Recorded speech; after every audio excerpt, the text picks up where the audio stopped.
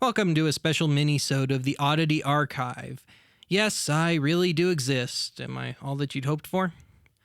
Today's show is in response to a call placed on the That Guy with the Glasses forum page saying somebody, for some reason, wants people to discuss music videos directed by Michael Bay.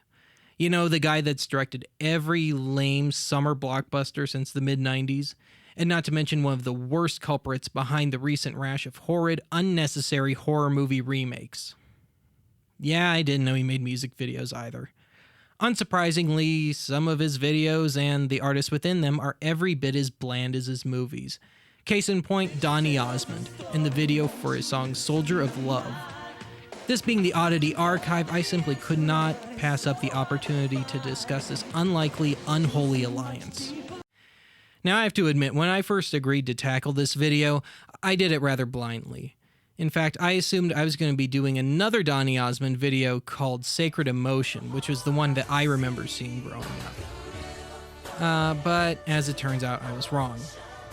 This would have been a good video to discuss. I mean, the idea of discussing Donny Osmond potentially getting electrocuted in his own music video just seemed to be way too good to pass up. Michael Bay directing would have just been the cherry on top.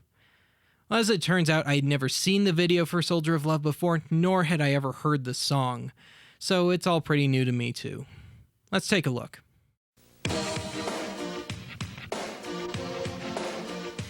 Hey, this isn't the New Kids on the Block. I feel cheated. Evidently, Robert Palmer was having a clearance sale.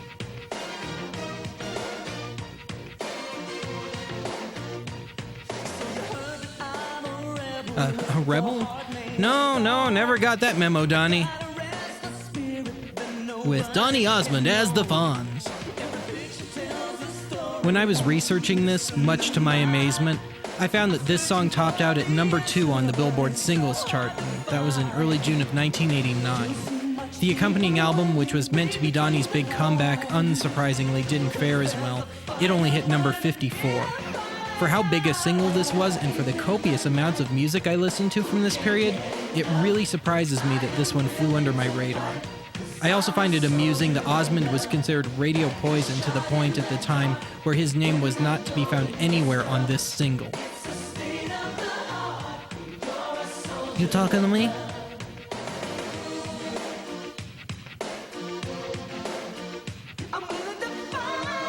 Supposedly he's got a little bit of Motown in his soul. We're still searching for it.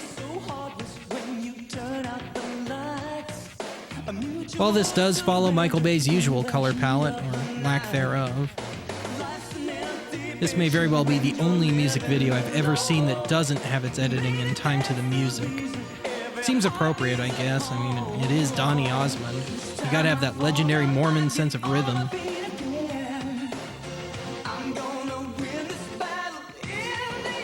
You got the right stuff, baby.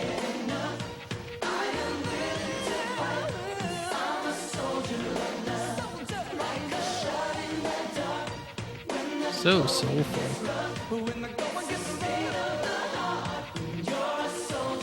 So who's the Soldier of Love here? I'm confused. How much you want to bet these models all had Donny Osmond posters on their bedroom walls growing up? Yeah, even the male ones.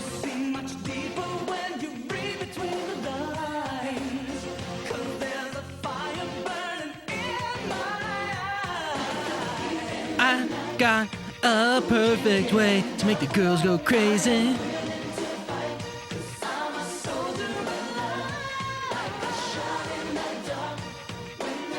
Wipe the lens for you there. Breakdown, couldn't think of any lyrics. No, still trying. no, nothing yet. Oh, whatever. It's chorus time again.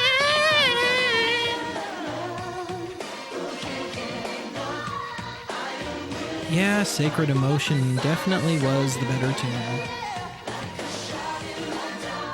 Okay, I swear they're just out of ideas here. I swear I'm just seeing the same shots over and over.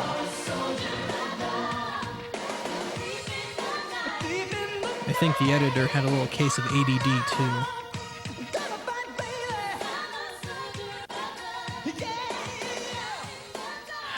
Okay, I've had enough.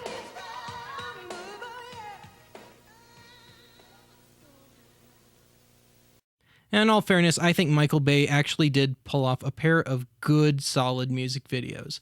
The first one being the video for the Divinals' I Touch Myself, which could have just been easy MTV soft porn, but was actually shot and edited tastefully and artfully without losing any of the song's more primal overtones. The other good Michael Bay video is the one for Meatloaf's I'd Do Anything for Love, But I Won't Do That. God, I love that title. He pulled out his bag of action movie tricks and somehow came up with something a bit more interesting than his feature films, I think. Anyway, I loosely salute you, Michael Bay. As for Donny Osmond, I think this blows his seminal work with the Osmonds right out of the water. Blasphemy, I know. Having said that, I think Osmond was really struggling to pull off a proper blue-eyed soulster thing here, and I think his greatest strength was really in show tunes, though he didn't happen onto that one until sometime in the 90s. That kind of thing seems to suit his personality and image best, and he doesn't have to spend each song trying to seem credible. That is, in the standard bravado-driven pop star sense. Especially by the time the late 80s rolled around. I mean, Osmond was just a sitting duck by that point. It really is surprising the single did as well as it did, though. Well, that's it for today's Oddity Archive. See you next time. And I really do think Sacred Emotion was a better song and video.